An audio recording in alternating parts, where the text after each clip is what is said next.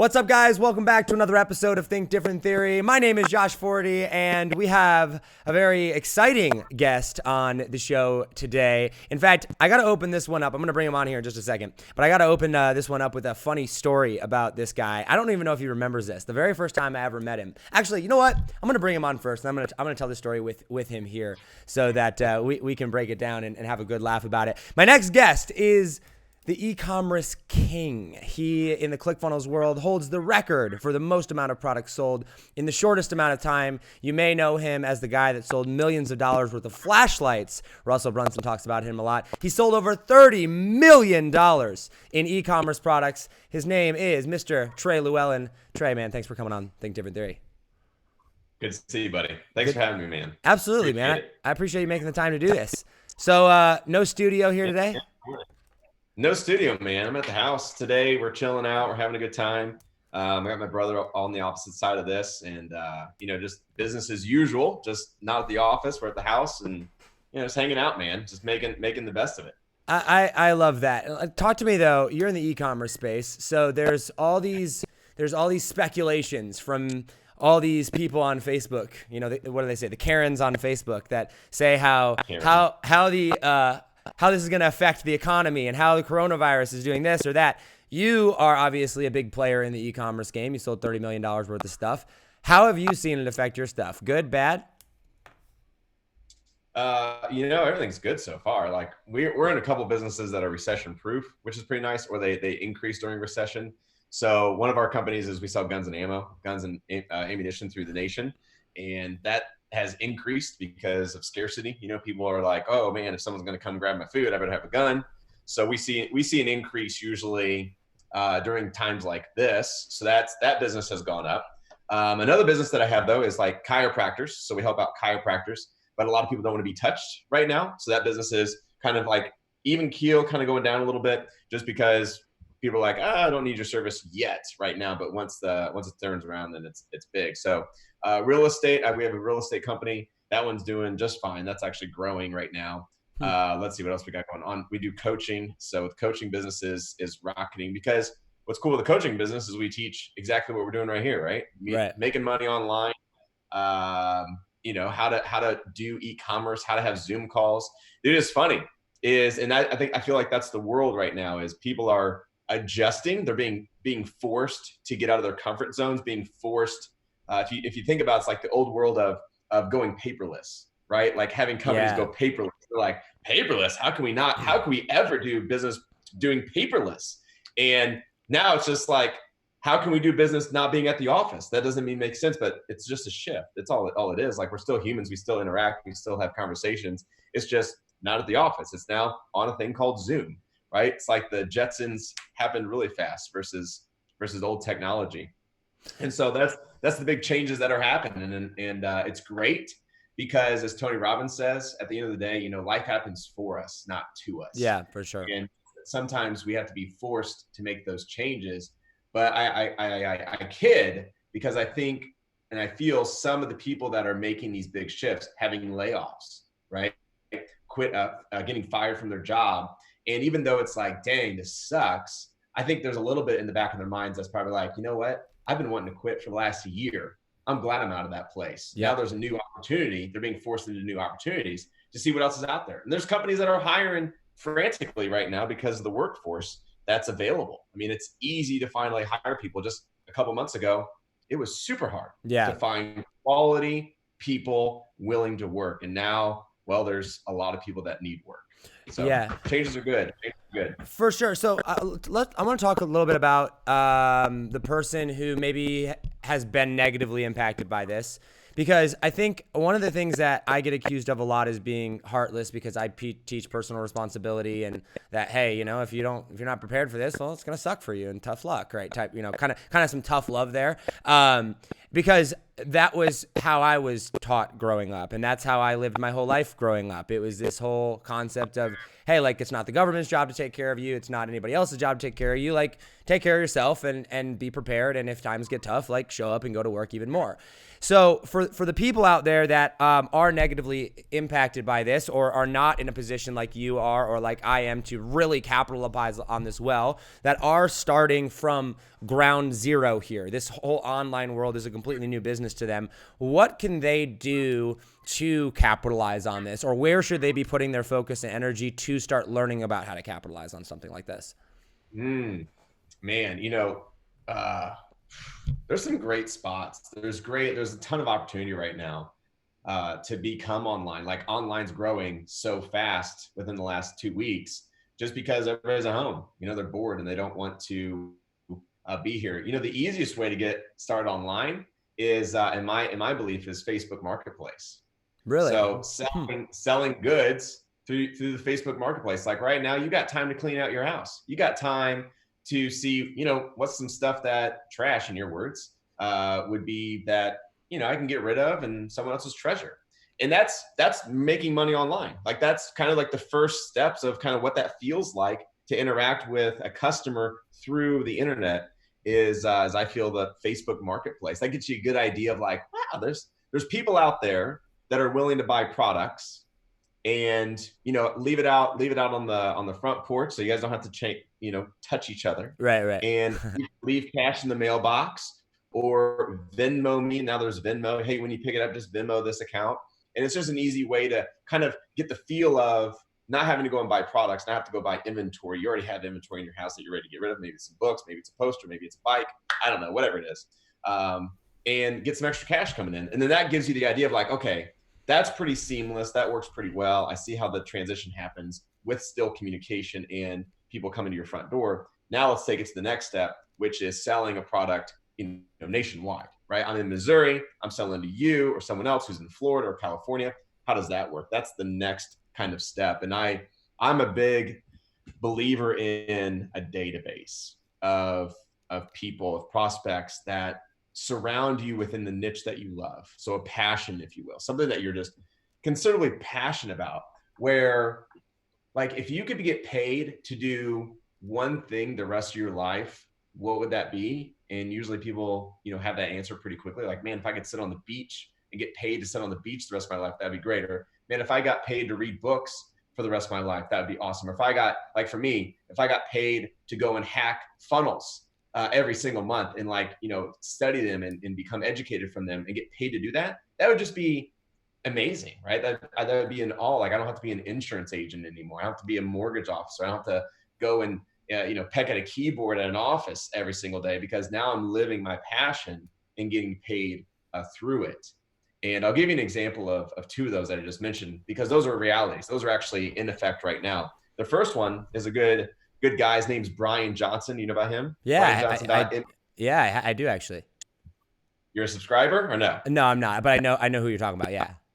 Okay, so Brian gets paid $10 a month from me and I believe 40,000 other people. $10 a month, so that's 400 grand for those guys, math wizards out there. 400 grand a month, so that's 4.8 million a year that he gets paid. And what he does is he reads a business book, and then he puts cliff notes up. It's about a 6-page cliff note, but good for him, he actually calls them philosopher notes.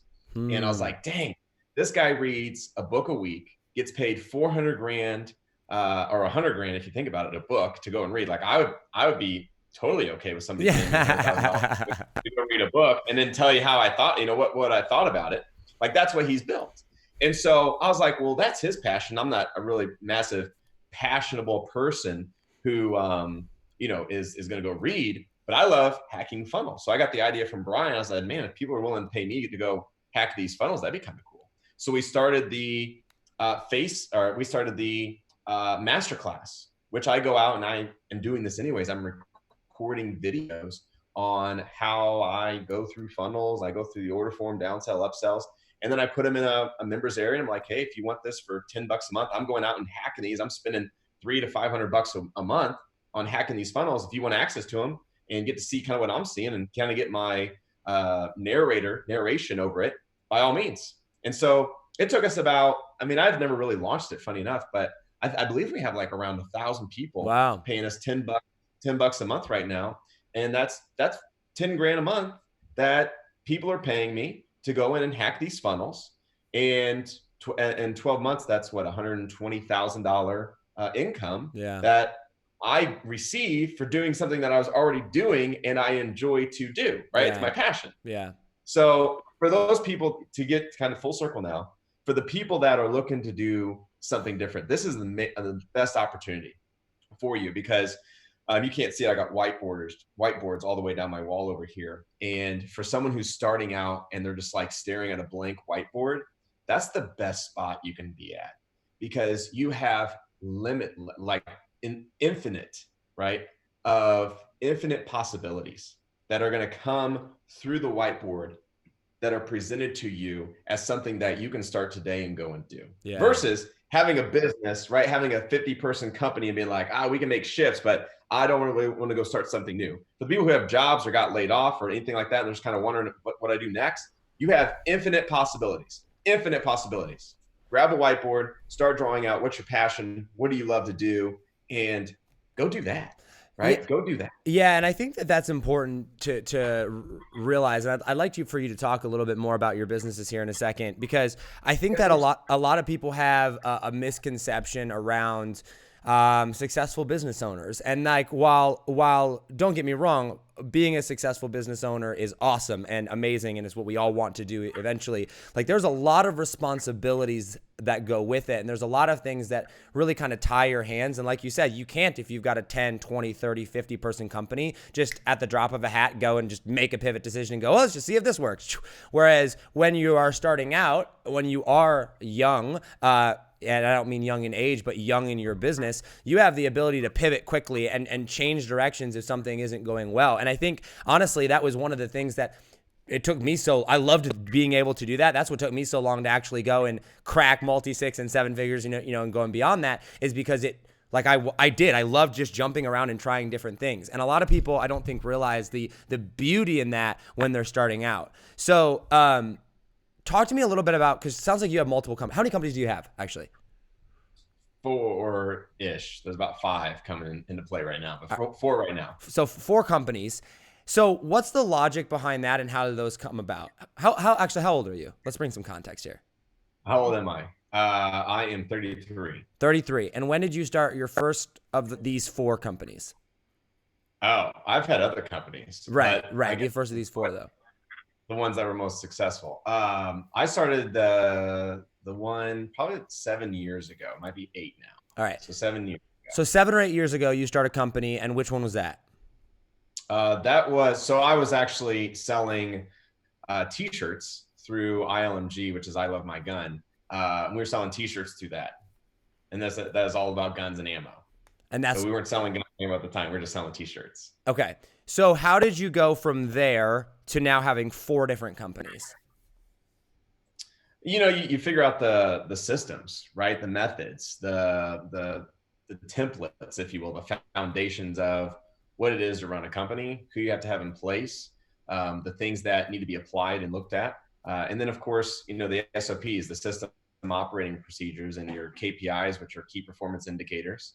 And once you have one company, you kind of get that dialed in. However, I think a lot of us go into massive delegation or non-delegation. We like to hoard it all, right? Yeah. We're afraid that someone else can't do the job as good as we can. Yeah. Right. So for instance, let's just talk podcast for a minute, since that's what we're doing. Yeah. So I got a podcast, I record the audio, and then I'm like, I want to do my own intros. I want to do my own cuts. I know what I needed to take in and take out. I'm going to do my own transcriptions, versus like giving that over to a virtual assistant. Right. And being like, they might mess it up. This is like premium. Like, I want great quality. I'm just going to do it. Right. So then now you're taking up your own time to do a low hour task. Right. And that's a two-way street, because when you're starting out, you got to be that task. You can't afford really to go out and pay someone, because you're like, I'm not making any income right now. So I got to be the CEO, and I also got to be the janitor and everybody in between. Yeah. Right. But once you start bringing in income, then my goal is what are the tasks that I hate doing? Right. What are the things that does not get me up out of bed? I hate, doing Excel sheets. I hate being a manager. I hate being a boss. I hate hiring and firing people. Oh, it sucks. So if I can hire for those tasks, then I get to free my mind up, free my energy up, and go get to do the tasks that I absolutely love to do, which is kind of like talking to you here today, right? Right. If I didn't have any delegation, I'd be not able to be on these calls, not being able to share back and give back the information, but I'd be doing all the tasks that are at different levels of the pay grade. So I started my first kind of limiting belief or breakthrough or epiphany or aha was about 7 years ago. And we, on the t-shirts, we were also using Amazon Associates to grab some data from our prospects. And Amazon Associates does not pay worth anything, right? It's all more for the data. There is some money, right? We make around $40 a week, just to put in perspective, $40 a week, okay, from Amazon. And I always had to mow the lawn, and I hated, one of the things I hate doing is mowing the lawn, doing laundry, cleaning the house, doing the dishes, cleaning the pool. Like, those are pretty big 5 tasks that I don't really care to do, or man jobs around the house. So, because it'll break. On the lawn mowing thing, I was paying the guy $30 a week, I think, to mow the lawn. And I was like, man, it takes me an hour and a half because I don't want to do it, right? And all this energy that goes towards not wanting to mow the lawn. Why don't I just give him the Amazon cash to pay for the lawn? And I remember taking it wasn't Instagram back then, it's probably Facebook. I remember taking a photo and being like, it's pretty nice that Amazon was nice enough to mow my lawn today, right? Amazon paid me to mow my lawn today.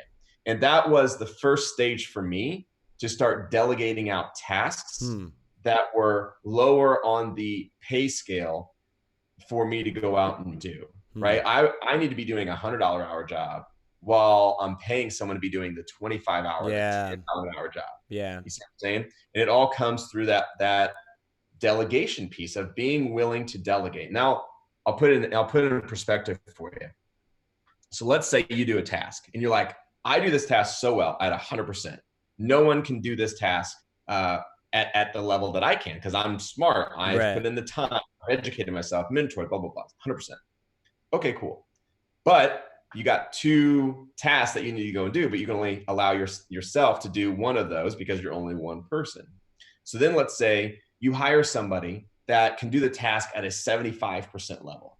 Okay. So they're negative about 25% of what your level could be. Yeah. Building a funnel, putting a podcast together, building a website, going out and selling clients, 75%. Now the fun begins is when you hire 2 of those people. So you got 2 people at 75%, you're at 100. With those 2 people, they've now outdone you because they're at 150% combined delegation, right? So where you're at 100% now, I got 2 employees that are at 75 each, and now putting them together at 150. So they're going to outdo me by 50%. And with that, you just start stacking on employees that can outweigh your high level stuff that you're able to do.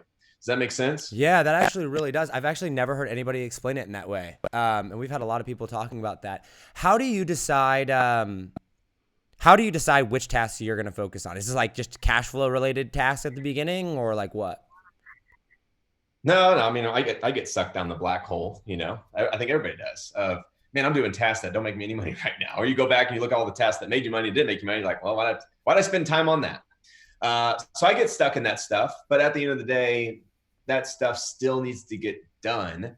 So it's usually those tasks that we either eliminate or we delegate, right? And then I get to go do the things that I enjoy. So what I like is, really just taking a step back and seeing what I do enjoy, what I thrive on, what gets me excited. Like, those are the tasks that I like to do. Now, frankly, some of those tasks are not really high level tasks. Yeah. Like, I still enjoy putting a funnel together. I still enjoy optimizing a funnel, right? I still enjoy going to China and sourcing products and talking to China back and forth. Like, I dig that stuff.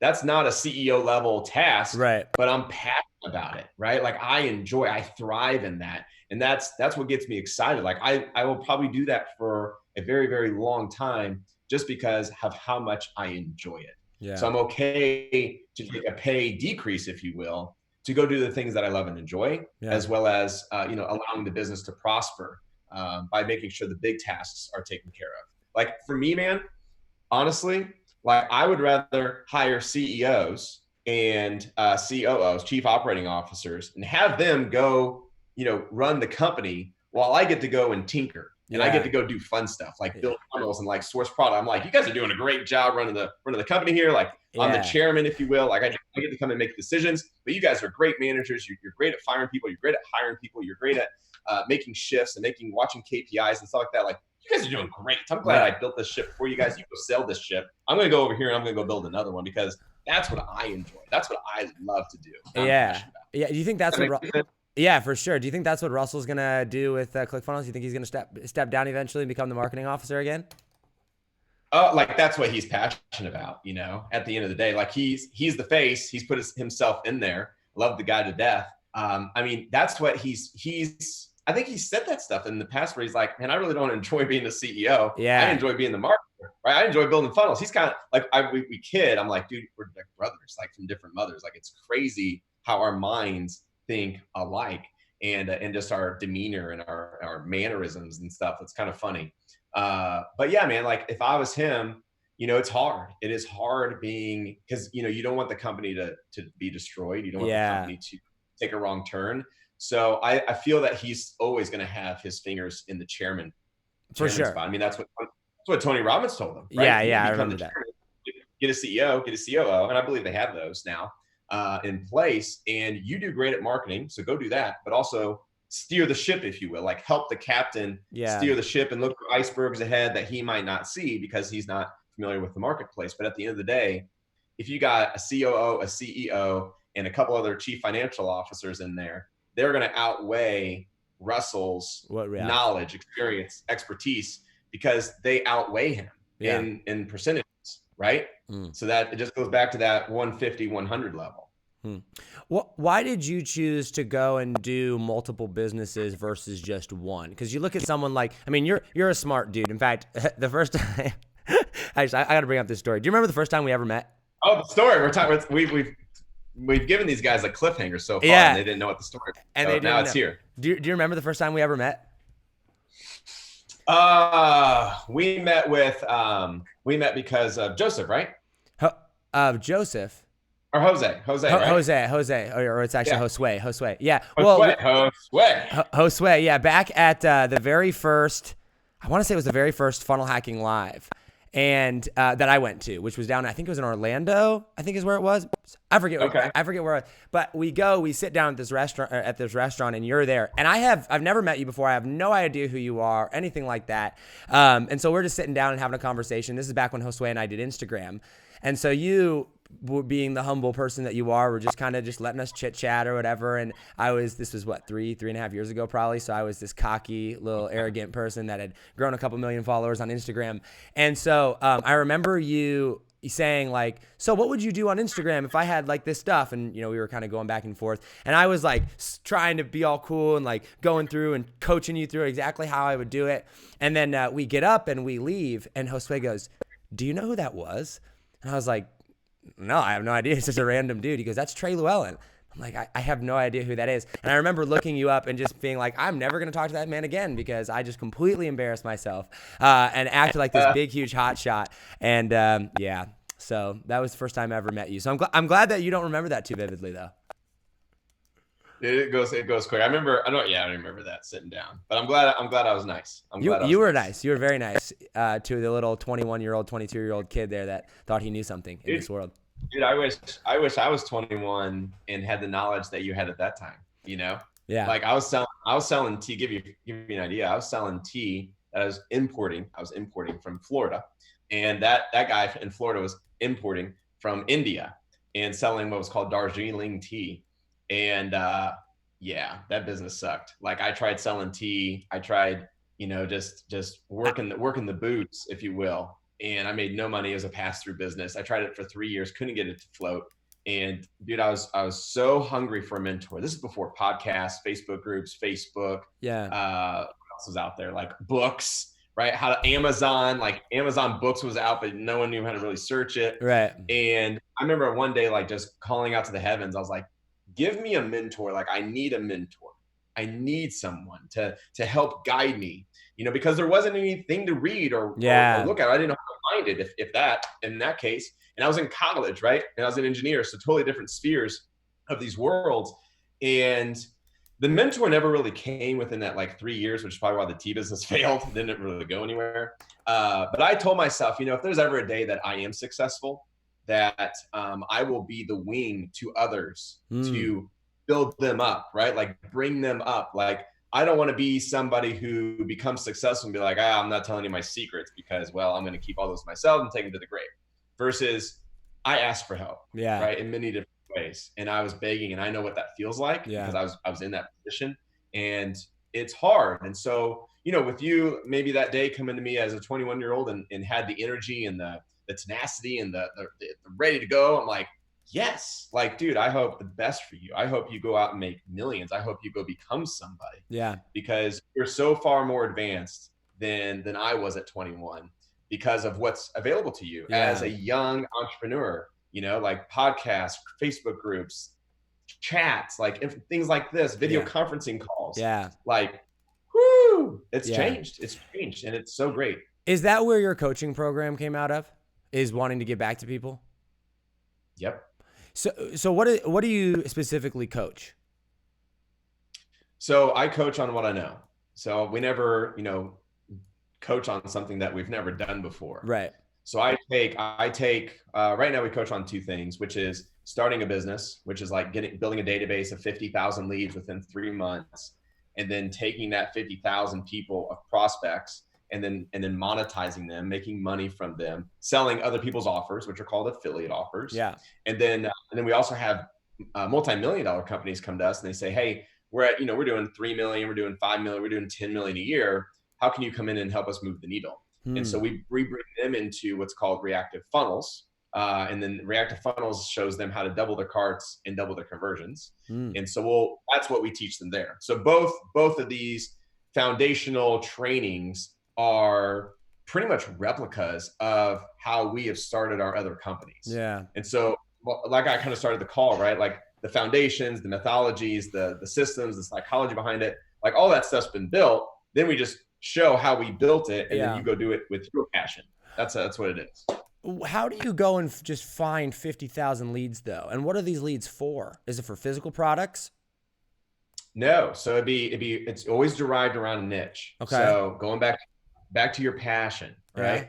Like my passion is marketing. Like I love marketing. That's why I got 4 companies. Right. I have my marketing hands in 4 different companies. And when I can see this working over here and I add it to this company, which has never seen anything like this before, it creates what Jay Abraham calls an atomic bomb because you're combining different companies' ideologies together. And this company and other companies in this red ocean have never attached that and makes it explode, which is cool. So going back to the 50,000 people, it's all about their passion. So, I'm passionate about gardening. I'm passionate about growing some, apple trees in the background, right? Maybe I'm passionate about that. Maybe I'm passionate about being a truck driver.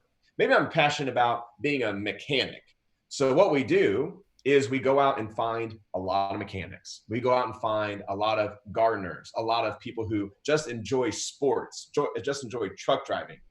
Those are the people we attract, and we go out and find them using a couple different funnels. And we're able to generate leads for around 20 to 30 cents per lead. So to generate a 50,000 person database, whatever that comes out to, I think it's about $3 or $5 grand is all in. And then what we do is we build a follow-up sequence through email and text over 30 days and 60 days to pay not only for those leads, but to also become profitable. And then once you have that full circle machine built, it's how much money you want to put in and how much money do you want to get. Yeah. Are you just? So it's all passion. It's all passion. Are you just using like Facebook ads, Google ads? Like, is it paid advertising to acquire them? Is that what that is? There's 2. So far, we have found 2 ways that work really well. The first way is paid advertising through Facebook. So that's going to cost you, 20, 30 cents a lead. Actually, we just got a screenshot yesterday of a guy getting 5-cent leads. Wow. So he's just loving life right now. But that's not typical. Right. Typical is 25 to 30 cents. And The other one is JVs, joint ventureships. So what we'll do is in our training, we've shown them, because we've done this. This is how we built our database to 1.8 million Wow. subscribers. It's a lot of people. Fun fact, real quick, is when you have a database of 10 million people and you press send, you reach 3% of the United States. 3%. Wow, that's insane. Isn't that cool? That's insane. And So, you've got 10 million?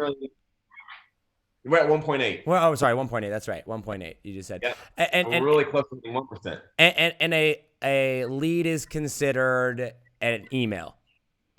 Name and email. Name and email. We'll also collect phone number on those for outbound, SMS, slide dial, little things like that. But how are you getting that for 20 cents a lead, 30 cents? I mean, you're getting really a lead magnet or what? Or you're looking at me with a smile like, come join my mastermind over here where we'll show you all the secrets. Yeah, that's right, man. That's what people pay the big bucks for. I love that. We're here to teach them. I love that. Okay, so you've got a coaching program that teaches these things that you're obviously very well versed on. I know you've touched about it on this a little bit, but I do want to kind of dive down this rabbit hole a little bit, because I think that there's always so much conflicting information online, right? From the coronavirus to politics to business to money to whatever. I mean, you can get any side you want. You can find people to back it up, right? And there's the Sam Ovens model. I'm sure you know who Sam Ovens is, who's one product or two products, one business, in, out, scale, intense focus, right? And that's kind of, I mean, not Russell Brunson does it a little bit differently, but I mean, Russell, it's ClickFunnels, ClickFunnels, ClickFunnels, ClickFunnels, ClickFunnels, right? There's nothing else. It's just ClickFunnels, right? And everything has to build ClickFunnels. And then there's your side of things, or I mean, I don't know if comparing you to Elon Musk is a fair analysis, but like your way of doing things, Elon Musk's way of doing things, you'll take it. Perfect. All right. It's like, hey, I see a problem. I'm passionate about it. I'm going to build a business around it. Sounds great. And you certainly seem to be doing just fine for yourself. Elon Musk obviously is. There's lots of people out there. Gary Vaynerchuk, who has, multiple different businesses. What's the logic or the thought process behind one business, super focus, get it done, or multiple businesses once you figure something out? Why did you choose the route that you did? That's a good question. All my companies are built around relationships. Really, when it really comes, when I look back and I look at all my companies, it's all relationships. The relationship with the coaching is with a partner. Like, I have partners in every single business I have. I don't have any company that I run solely. Interesting. And partners with actual equity? So we've never put in equity to any of the four companies. We've always self-funded them. Okay. Meaning that the company's self-funded.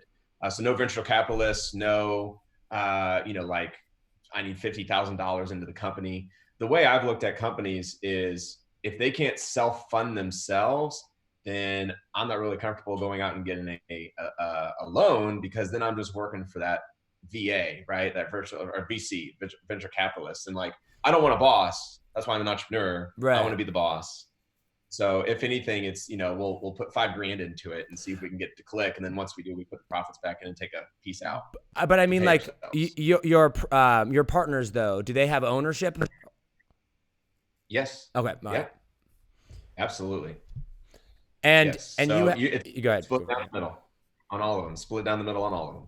So when I had like my coaching split down 50-50, the real estate one 50-50, the guns 50-50, and the chiropractor, there's 4 partners in that one, so it's 25s.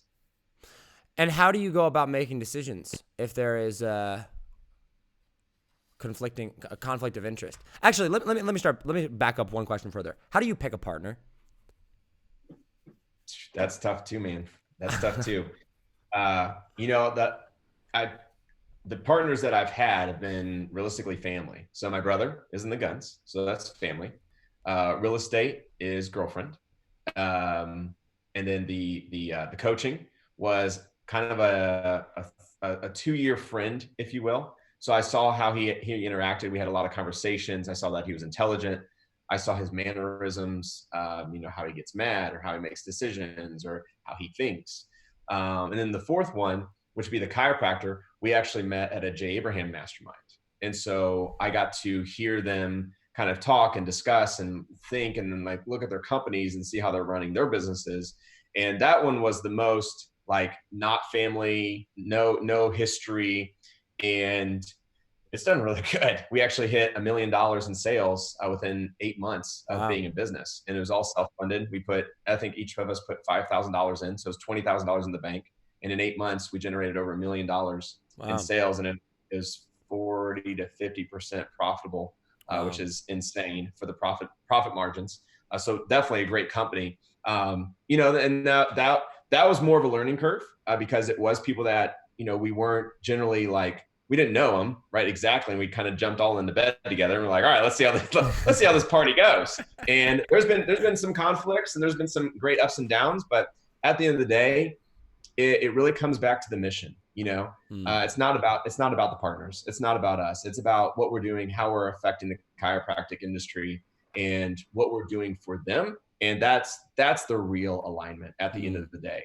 Right. The arguments, or if there's arguments, or if there's, missed decisions, then, we settle them all. But the cool thing is all the partners are extremely mature. All the partners are business oriented. We're looking out for the best interest of the company, and the best interest for our bank accounts, right? To make sure the company stays afloat.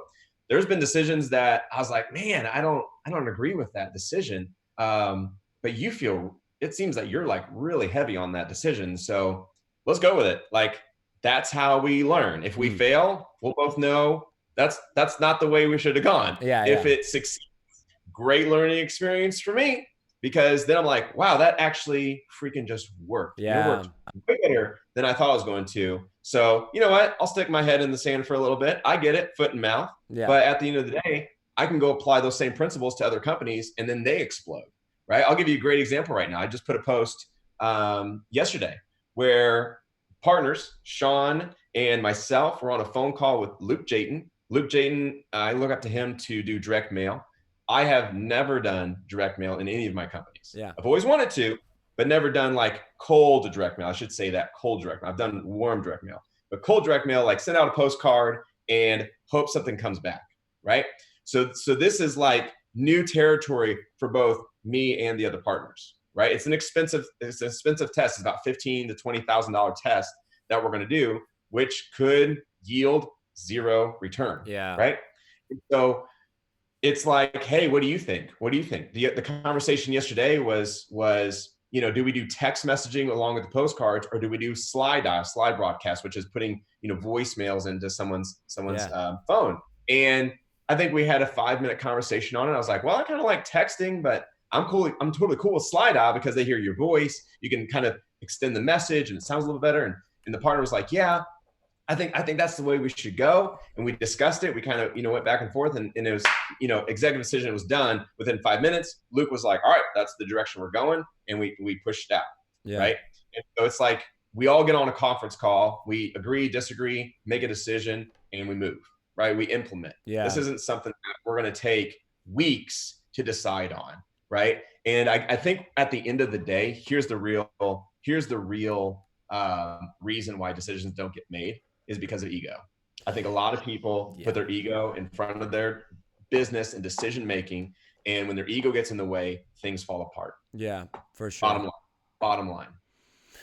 I think something that I've noticed and that I'm hearing from you a lot too here, I've done about 200 interviews now, or so, 200 different interviews of people that businesses, which is you learn a lot when doing that, and particularly in this. And I think this is actually something that I struggle with now, not as much as I used to, but it's still definitely a struggle. Is I think people get emotionally tied to their businesses, and not emotionally tied. I mean, obviously, like emotionally tied, you want it to be successful, but like, you're talking about like hoarding, and you're talking about like, not wanting to give up certain tasks because brand or this or that. It's because you're emotionally invested and you want to portray an image, especially, I've noticed this, especially in the digital, anything where there's a front-facing personal brand side of things in it, you get really protective of like how people perceive you because it's it feels personal if they're attacking and things like that. And it sounds like to me that you've done a very good job of like removing your personal emotion from the business. And while obviously you're emotionally invested and wanted to succeed, you're a very like data-based person. You just look at the numbers and you look exactly what that is.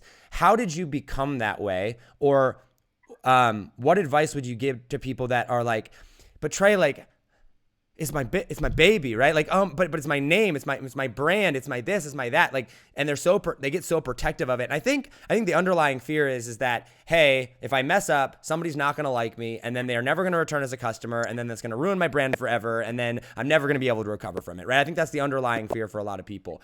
How did you get over that, or did you ever deal with that?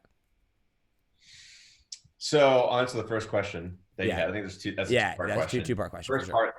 The first part was, math. How do you study your numbers? Yeah. Right.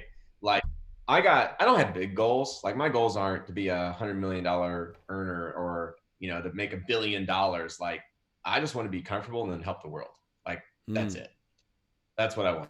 And as long as I got that, then I'm good to go. Right. I don't have those big, like massive, crazy desires, at least not yet. Yeah. But it's just not something I'm into. Like, dude, I want to go live life. Like I want to go be a CEO of my own world, right? And there's more to just, hustling on the keyboard.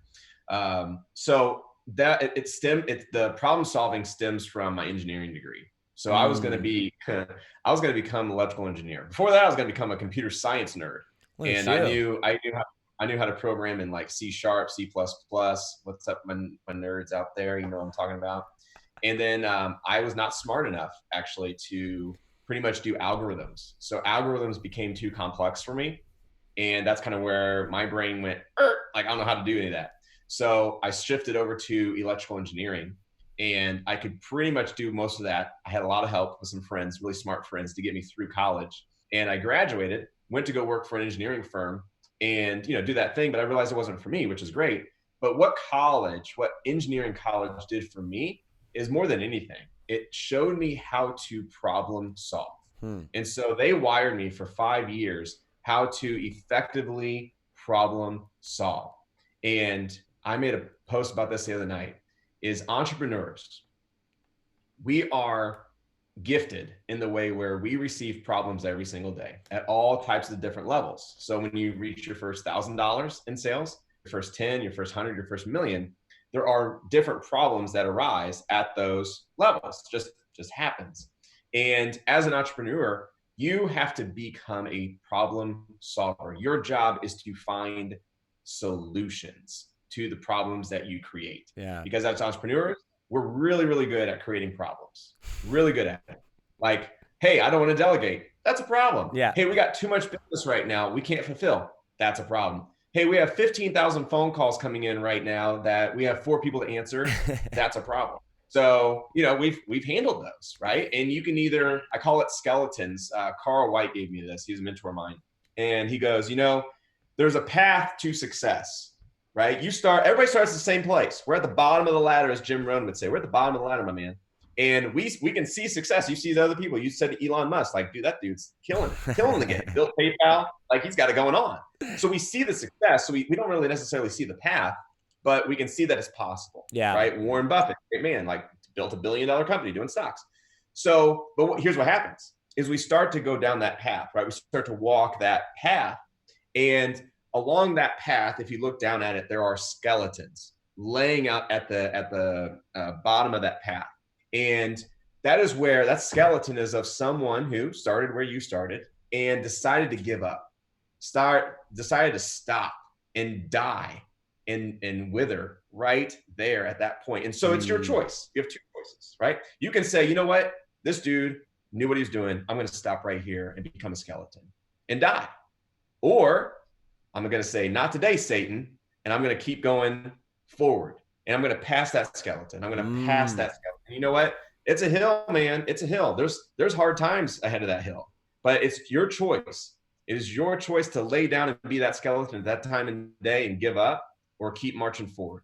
And that's kind of my philosophy when it comes to getting better, always educating myself, becoming just hiring, like leveling up, and just passing these skeletons. Cause dude, there's days and there's some weeks sometimes that skeleton meets me eye to eye. And I'm like, it'd be so easy to give up right now and go work at Starbucks and get a guaranteed paycheck. Yeah. But I don't know about you, but I got more to deliver to the world than coffee. Right. Okay. Right. I got something to give back. Like I got to go and deliver my purpose Yeah. and make sure that I leave a mark on this world before I leave. Can we pivot right here for a second and talk about this actually? Because I think this is so I think different theory. We talk about topics that matter, right? And typically speaking, ClickFunnels world, entrepreneurship, that's normally where we live. But I like to venture off into social issues and kind of things like that. I think one of the biggest problems today is that people don't have purpose. We live in a very, very, very comfortable society, right? Where, I mean, a national sickness, or I'm sorry, a global sickness is something that like shuts down the entire world. But yet, even in the midst of a global sickness that would knock out, millions of people, a couple hundred years ago, I can still pick up my phone and order groceries online and they show up at my door, 24 hours or less later, right? It's just insane. And so I think that with all of this mass comfort and with everything like that, and Netflix and everything like that, people like lose motivation and they lose purpose and they lose meaning. And so when I come in and I make statements, or you just made the statement, I've got more to deliver to the world than Starbucks, people see that as demeaning a lot of times. And I'm not saying entrepreneurs necessarily, but the masses, right, would be like, well, that doesn't make you any better than I am, right? What do you like? I guess I'm just curious to know your thoughts on that. Like, how does somebody, like, you got drive, I've got drive. I don't struggle for drive. I don't wake up in the morning and be like, what am I going to do today? You know what I mean? I'm like, let's go. And even on bad days, I'm like, I know why I'm here. I know that I've got this passion, this purpose. How do you train that? Or how do you give that to someone? How does somebody really develop that? I don't know if it's a skill or a characteristic or what, but I know it can be learned. So like, how does somebody do that? I've put a lot of thought behind that, finding your purpose, understanding what that purpose is.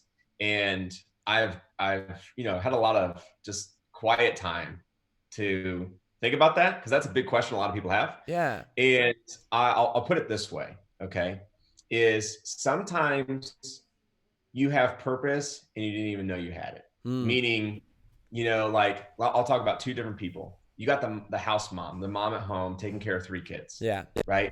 Her purpose is to make sure those kids grow up and become somebody, right? Or just to take care of them while dad goes out and saves the world. And he's the one that's saving the world, but he could not save the world without the mom at home making those changes and those things. And sometimes I think a stay-at-home mom is like, what's my purpose to the world? Like, what am I doing to make big changes and big leaps? But it's a big ripple effect. Yeah. And when you go out to a lake, a still lake, and you take a really small pebble and you toss that bad boy out there, it's a very small pebble. There wasn't much energy that you just, displayed to throw that pebble. But what's interesting is to watch that ripple go through the entire, like just watch it writher through the entire lake, like the whole thing, man. Like you just covered with the one little pebble, the whole lake. You know how long it would take you just to run around the whole lake and cover the same area and distance that ripple just created? And so I feel that moms at home that need to know that you're part of that ripple, right? You're part of that marble going into the lake just as much as me going out and being ambitious, being like, go hard. And the other person I want to talk about is I thought about like my grandmother, right? And like, she's in a nursing home right now. She's on her final days. Like she's kind of in and out, like it's kind of crazy. But I'm always like, what was her purpose? Like, God, what was the point of her being here? Right? Why was she here? And here's my answer, man, is without her, there would be no me. There would be no me. So her purpose was to make sure I came. That's super deep. Yeah. I think that, so are you religious at all? Oh yeah. Yeah. Okay. So I'm a Christian, and I had a mentor of mine. We did Bible study for every single week for a while. And you need to go to Israel, man. You need to go to Israel. I need to go to Israel? Do it this year. Do it this year. All right. After everything settles down, we'll have to make a trip out there. My girlfriend and I will have to head out. October. We're going in October. October? Yeah. Yeah. Let's talk details of that. I'm actually quite serious. If we can make that happen, if the dates line up, I would totally be down. Yeah, 10 days. Second time. Dude, change your life, man. I'm excited about that. Then the Bible will become real in your hands. Really? The Bible will become like, you will feel the life in the Bible. I went to church before I went to Israel, and I would like hear the pastor talk. I'm like, I don't know really what the message was about today. Right. Like I would leave and someone would be like, so what did you learn today from Pastor Greg? I'm like, I don't know. Dude came back from Israel. Pastor Greg was like speaking to me. Like it was weird. Like, so anyways, yeah, we go deep. We can make this whole a Bible podcast if you want, but you might as well continue. I just want to hit that in there. Okay. I got to hit you on the Israel. Okay. We need to do another episode because I love talking about God and religion and Bible stuff like that. Do you know Nick Robbins? Mm-mm. Nick Robbins, a good friend of mine. He's in the agency space as well. He multi-seven figures, super awesome dude. We had him on for a 2.5 hour podcast about God and religion and stuff like that. Because I'm Christian, Bible believing Christian, and he is not so, kind of agnostic, believes in source. Anyway, it was a great episode. But my point in saying all this was I had this mentor of mine, and he came to me and he said, Josh, one of the things that I think most people get wrong, and if we really look at and study the Bible, is God does not call us to fulfill our potential. He calls us to live our purpose. We all have the potential to do many, many, many great things. We all have the potential to go out and, you could go out and become the president of the United States if you wanted, but that might not be your purpose. And you got to really ask, and for those of you that aren't religious, you might derive that or pull that from somewhere else, but like, you're ultimately given your goals and your ambitions and what you want to do with your life and everything like that for a reason. And that usually centers around your purpose. And one of the things that I have found, and I'm curious to know your thoughts on this as well, is how much environment actually shapes where we try to pull this from. And so like, when I grew up homeschooled in a small town and everything like that. And I thought my purpose was to go and have a 5,000 acre farm and everything like that. And then I got out and my perspective completely changed. I started getting around different people and like my mind started to change. And then I got around people like Russell. And even now, like I'll go and whenever, so I live in Omaha right now and we live about 7 hours from Denver. And so every now and then my girlfriend and I will just go and we're like, all right, we need to change the scenery just to clear our heads and kind of get a fresh perspective. And we'll just drive to Denver, right? Drive to Colorado, get a fresh perspective. And doing that brings so much clarity because it allows you to get out of your normal everyday environment that's really shaping you. And it allows you to get a lot of clarity from an objective perspective. You know what I mean? Yeah. So, I know what you mean.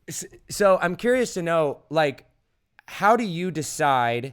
Because you obviously know a lot of people and you said a lot of your company, all of your companies are built on relationships. How do you decide what relationships you're going to really focus on nurturing? It's always the 4, man. I got 4 relationships I need to nurture, and it's nurturing with my relationships. So meaning like spouse, family, those relationships. The second one is my relationship with wealth. So I want to make sure that everything's applying correctly. Third is going to be with religion. So I need to have a big relationship with religion. And fourth is fitness. I need to make sure that I'm a reflection. My body is a reflection of my business and my wealth and my relationships. So it's, it stems from Garrett White always, talks about the core 4. I mean, I stole it from him. But that's where he educated me on these 4 things. I also got it from Bold, which is a Keller Williams group. And what we did was, it's a really cool test you can do on yourself. But you take those 4, religion, wealth, relationships, and fitness, and you grade it. You grade it on a level of 1 to 10, 10 being the highest, 1 being the lowest. Draw a circle, right? And then a cross. And so you put finance or wealth at the top, relationship at the bottom, religion on the left, and then fitness on the right. And then you draw 10 lines and you say, okay, my 1 to 10. And what you'll notice is you'll draw your circle, or it'll be disfigured, if you will. And you can see all the room for improvement, all the room for growth. And to get yourself to all 10s, dude, it takes discipline. Wait, it takes. I'm sorry. Work. What do you mean you draw 10 lines? Okay, so I'll draw it for you real quick. All right. So think about 10 circles, right? Okay. So like a bullseye. Oh, right? okay. Got it. Like a bullseye. Okay. And then each line represents a number, like 1, 2, all the way to 10. Got it. Okay. And you have a cross in there. Wealth, religion, fitness, relationships. Got it. And then you circle the number for each one. And then you fill that circle in, inner circle in. And then you'll see the room for your growth. And then you'll know what you need to work on. So right now, your wealth might be like, dude, I'm good. Like I'm making crap tons of money. Like money, like considered a waterfall, right? And that's a 10. But your relationship with your girlfriend might be a 2. Man, we just had a big fight last night. Like, it's not good right now. Like, things are bad. And that might be a 2. And so then once you get that kind of idea of where your life is, you know what to focus on. And the biggest thing I can tell you is when you do that is you'll see where you need to focus. And then you'll start to do this. You'll start to turn, start to focus on those things. And the thing that was a 10 will start to decrease in a year. Yeah. And that's where it takes the work and the discipline. You can't change the things that got you to a 10 on this side while trying to work on these other 3. It takes work. It takes discipline to get it all, feeling good. Now, is my circle all 10s? Absolutely not, right? Yeah. Dude, I got shift and life shifts, right? Life happens. Things go on, right? One day it's a 10, next day it's like a 3. Like, oh, damn, like something needs to change real quick. Yeah. Right? So it's always just kind of a way to get your pulse on your life. And those four things, I think your question was, what relationships do you concentrate on? It's those 4 right there. Yeah. Those are the 4. Huh. And I'll give you a story. I know we're running out of time, but I'll give you a story real quick. Yeah. Because I need to give it to you. It was given to me as a gift by Alex Sharfin at a private mastermind in Las Vegas. And you introed me earlier as we did $30 million in sales on ClickFunnels, blah, blah, blah. And Alex got up and talked, and there's about 12 of us in this little room. And he looks at me straight in the eye and he goes, Trey, you are a $30 million racehorse, but you don't treat yourself like one. Ooh. And I was like, wow, that was big. That's all I said.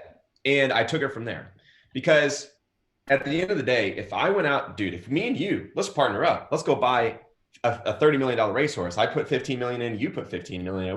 We got ourselves a $30 million racehorse in the backyard in a barn.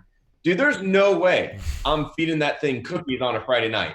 There's no way that dude's watching Netflix from 6 to 7, right? That dude is going to meet its trainer at 6 a.m. He's going to be on the track by 8. He's going to be fed grass-fed grain, like all kinds of like no GMO, no preservatives. He's going to be educated. I'm going to give him the best of the best because I just spent $30 million on that racehorse. You think I'm going to let him relax? You think I'm going to let him just kind of jot around? Absolutely not, right? Yeah. But then when you turn the perspective, everything changes. Yeah. Because now I'm the racehorse, right? I'm the racehorse, and how am I treating myself? Yeah. What am I doing to be a $30 million racehorse? Yeah. And when you think about that, a lot of things need to change really quick. Yeah. Yeah, that's such a good point. You look at I think athletes are a really good example of that. I mean, you look at Tom Brady or LeBron James. I just read, a couple of weeks ago, LeBron James spends $1.5 million a year just on conditioning for his body, just on conditioning for it. Yeah. And it's like when you have that perspective of what it takes to be great, everything else kind of falls into place in that scenario. So I appreciate you sharing that story. Okay, I do want to be respectful of your time here. So I'm going to move on to rapid fire questions. We wrap up every interview with some rapid fire questions. But before I do that, I want to ask you really quick, where can people find out more about you? Obviously, you're a very intelligent human being. People want to follow you. Where can they learn and follow Trey? Dude, the biggest thing they can do, man, is keep listening to you. Keep showing up to these podcasts and, listen to what you got going on and just keep giving back to these guys. It's awesome. I appreciate that, man. I really, really do. Thank you. It means a lot. Guys, I'll find his Facebook profile link and I'll link it down below. So if you really want to follow him, you can. But thank you, Trey. All right. Rapid fire questions. We'll wrap it up here and try to make time here. Okay. Question number 1. What's a bucket list item that you have not yet done in your life that you want to do? A bucket list item. Dude, that's what sucks is I've sliced a lot of those damn buckets off. And what's something I don't really want to do?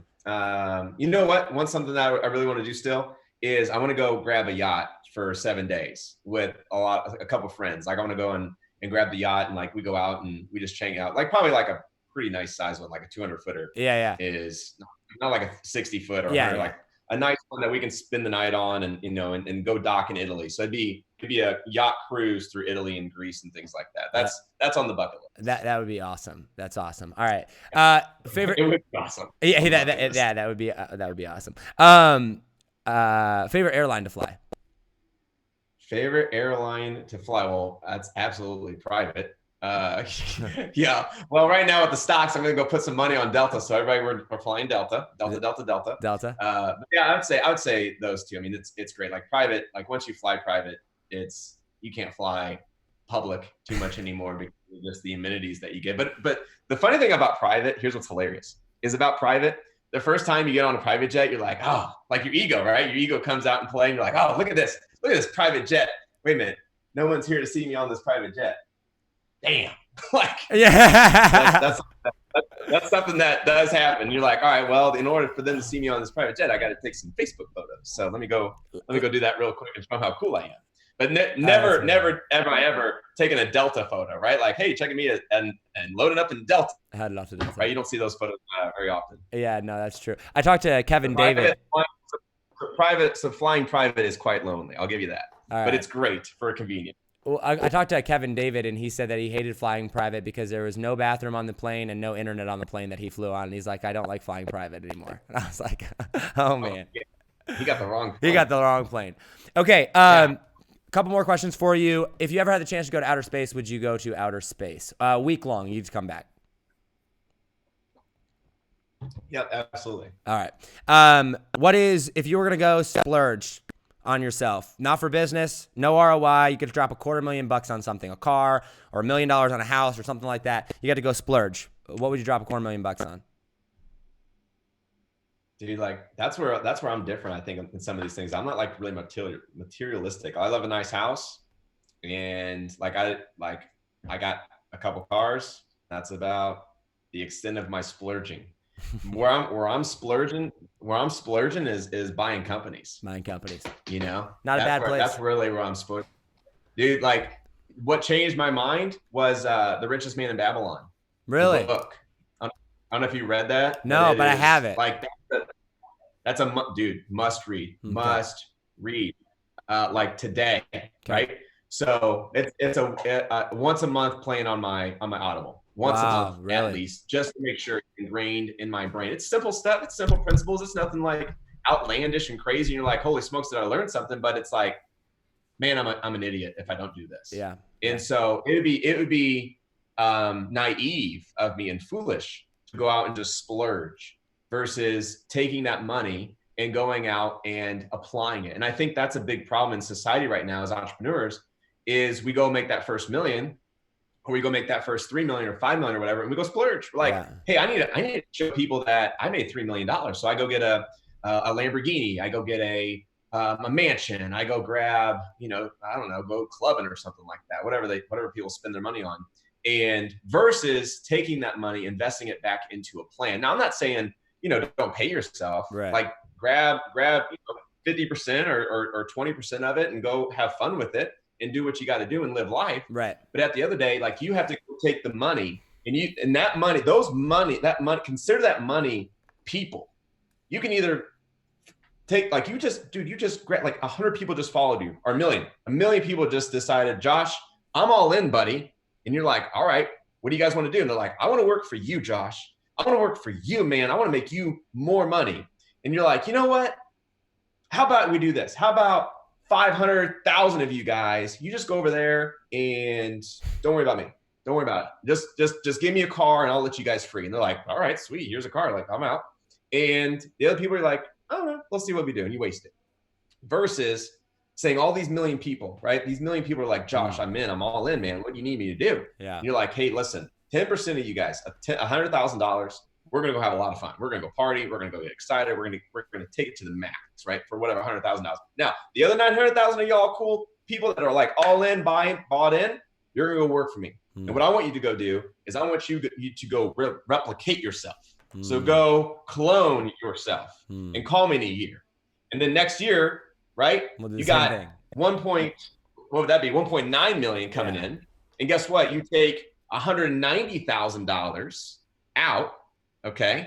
And you take that what is that now? 1.7, and you go tell the 1.7 million people to go and do work. You guys go do work for a year. And I'm going to party with these 170,000 people. We're going to crank it up. But you guys, you go work, right? You go get to work. Yeah. You go duplicate yourself, right? And just now, the association is dollar bills. Yep. Right. That's $1 million that you can either go and have work for you, or you can trade it in for a piece of metal with some tires. Yep, for sure. Up to you. Right. And that's because dude, success is great. You know, I'm trying to get the quote right, but at the end of the day, you know, becoming successful is hard. Staying successful is harder. Yeah. Yep. And most people don't realize that. Yep. They're like, wow, this money came so easy. I can do more of this. And then they go trash it. They cash it. And then they're like, holy smokes, that was my chance. That was your chance. Yep. All right. Last question for you. It's a deep one. We ask it to every single person that comes on the podcast. Fast forward to the end of your life. You're on your deathbed laying there, and all your money, success, fame, everything is all gone. But every single person in your life that you have touched or impacted either directly or indirectly, you get to leave them with one final message or word of advice. What is that message? Word of advice. Let's see. That's probably the advice I'm giving people now. Like, you know, at the end of the day, go live life. You know, for as much as we know, we only got one time here. Yeah. And we got one life. Yeah. And it's not worth being in pain every day. It's not worth, you know, like just not enjoying what you're doing, not being happy with yourself. Yeah. You're put here, you know, for a reason. I don't know what that reason is. Maybe you do. But at the end of the day, you got to enjoy life. Yeah. You can't go through life like, you know, with a sad face or with, oh, woe is me, or playing victim. Like you're writing your own book. And you're the author of every chapter that you write. Yeah. And no one else is going to write those chapters except for you. You have the pen. So it's up to you to go and write those chapters as you wish it come out. And my question then would be is, how are the chapters coming along so far? Yeah. And if they're not what you want, you need to get a new pen. And if they're great, then keep writing, my friend. I love it. I love it. Trey Lewellen, everybody. Trey, thank you so much for coming on Think Different Theory. Hey, man, appreciate you. Absolutely. As always, hustle, hustle. God bless. Do not be afraid to think different, because those of us that think different will be the ones that change the world. I love you all, and I will see you on the next episode. Take it easy, fam. Peace.